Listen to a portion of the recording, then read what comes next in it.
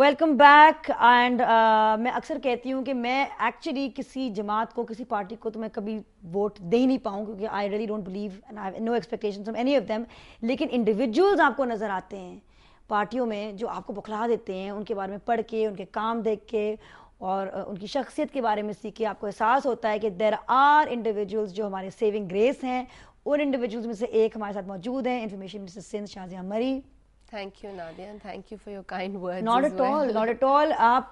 I was reading کہ ایک تو your struggle, جو کہ آئی تھنک جو بہت بار ہم کہتے ہیں کہ جو منسٹرز ہیں یا جو ہمارے حکومت میں لوگ ہیں, وہ جو عوام کی اسٹرگل ہے, جو خواتین کی اسٹرگل ہے, ان کو پہچانتے نہیں. کوئی شاید تکلیفوں سے نہیں گزرے ہیں یا آپ بہت I mean at least I can say اپنے کیس میں بھی اور بہت لوگوں کے کیس میں میں نے دیکھا ہے کہ کافی اسٹرگل کر کے لوگ اس بات کا احساس کرتے ہوئے آگے بڑھتے ہیں. تو آئی وڈ سے کہ مجھے بلکہ اس بات سے یاد آیا کہ میں جب I was working on women issues تو مجھے کسی نے کہا ون آف دا ایکٹیوسٹ کہ جی آپ کیسے اس پر لیجسلیشن خود کر سکتی ہیں, you will have to get our expertise. تو میں نے کہا جی ایکسپرٹیز اس کی ہوتی ہیں جو اس تکلیف سے گزرا ہو. So I think that person is a stakeholder and I consider myself a stakeholder which is why I feel کہ مجھے اس ایشو پہ بہت ضروری ہے کام کرنا.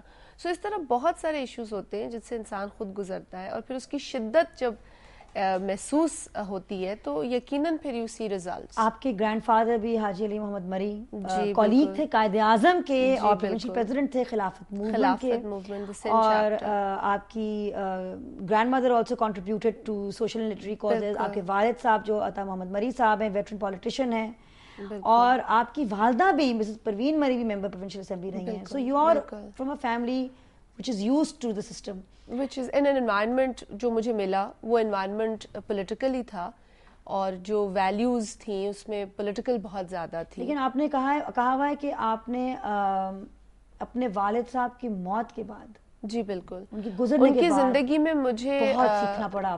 بہت سیکھنا پڑا بیکاز ان کی زندگی میں نے فیصلہ ہی نہیں کیا تھا کہ میں پالیٹکس میں آؤں گی.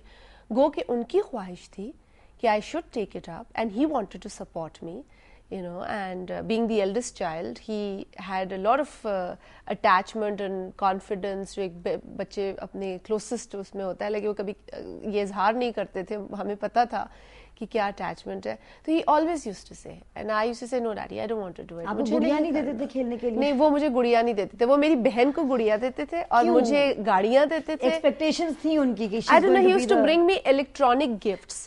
He used to bring me those car racing کے جو بڑے وہ ٹریکس ہوتے ہیں اور the ریل ٹریکس کے ساتھ جو ٹوائز ہوتے ہیں, and my sister used to get dolls. Do you think اس وقت سے ان کے توقعات تھے آپ سے؟ I guess وہ کیونکہ 2 بیٹیاں تھیں نا, ہم تو وہ ایک کے ساتھ لڑکے والے کام کرتے تھے, ایک کے ساتھ لڑکیوں کی خواہشات. تو I think that is how he used to balance it. جب آپ کی 14-15 سال میں شادی ہوئی, did you feel disappointed or let down? I did not know what is happening, Nadia. I had no idea. I mean, I was probably the best, I think, جو میری feeling تھی وہ ابھی کچھ دنوں پہلے کسی پروگرام میں ایکسپلین کی گئی کہ at that age you are just fascinated by the whole idea. And the whole کہ process. یہ پروسیس ہو رہا ہے جی, یہ چیزیں آ رہی ہیں, یہ گفٹس مل رہے ہیں, تو یہ ہو رہا ہے, تو you are the center of attraction, سب لوگ آپ کی طرف ہیں, you know, آپ کچھ ہیں اس پیریڈ کے اندر.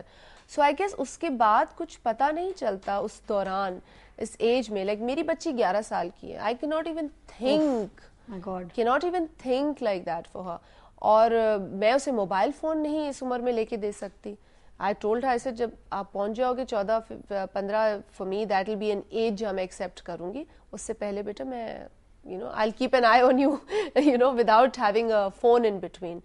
تو you know that is how I feel کہ میں نے اپنے تجربے سے اور اپنی سینسیبلٹی سے اپنی بچی کے لیے یہ سوچا. آپ بھگت سنگھ سے بہت انسپائرڈ ہیں, آپ بھگت سنگھ سے بہت انسپائرڈ ہیں, اور آپ نے ایک بہت اچھی بات کی, میں آپ کا انٹرویو پڑھ رہی تھی کہ ان کا جو اسٹرگل تھا وہ کسی ایک پاور کے ساتھ نہیں تھا, it was to seek freedom from many powers, many mindsets جو اتھارٹیرین ہوتے ہیں. آپ کے نظر میں اگر میں آپ سے کہوں کہ 3 ایڈجیکٹیوز مجھے دیں ایک اچھے لیڈر کے لیے, تو وہ 3 ایڈجیکٹیوز کیا ہوئیں گے؟ Humble, I would say, and far-sighted, like a visionary, and I would say passionate. You have to have passion. Humble, visionary, who was passionate. آپ کو لگا ہے قائد اعظم کے بعد ہمارا کوئی ایسا لیڈر آیا ہے؟ دیکھیے ہم تو تاریخ ہی دیکھ سکتے ہیں, تاریخ پڑھ سکتے ہیں, کیونکہ جب اب ہمارے سامنے جو دور ہے اس میں کئی مشکلات ہیں, لیکن پچھلے جو ہم نے ادوار دیکھے ہیں, and I have read about شہید ذوالفقار علی بھٹو لاٹ, اینڈ ان کی جو اسٹرگل ہے یا ان کی جو اسپیچز ہیں, اگر وہ آپ دیکھیں, یہ نہیں ہے کہ ایک پارٹی افیلیشن کے ناطے میں بات کر رہی ہوں, لیکن ایز اے لیڈر اگر آپ ایز اے پاکستانی آپ اسٹڈی کریں تو نادیہ آپ اتنا you'll feel honored. I went to UN اور وہاں ان کی اسپیچز آج تک جو ہے وہ ایز این ایگزامپل بتائی جاتی ہیں. Speech on aggression that he made, brilliant. اور پھر اس کے بعد ان کی آپ یوتھ دیکھیں نا, his achievements at a very young age. That means آپ کے پاس وہ ویژن جو قائد اعظم محمد علی جناح صاحب کا یوتھ کے حوالے سے تھا وہ مٹیریلائز ہوتا ہے شہید ذوالفقار علی بھٹو کے اسٹرگل کے through at a very very young age.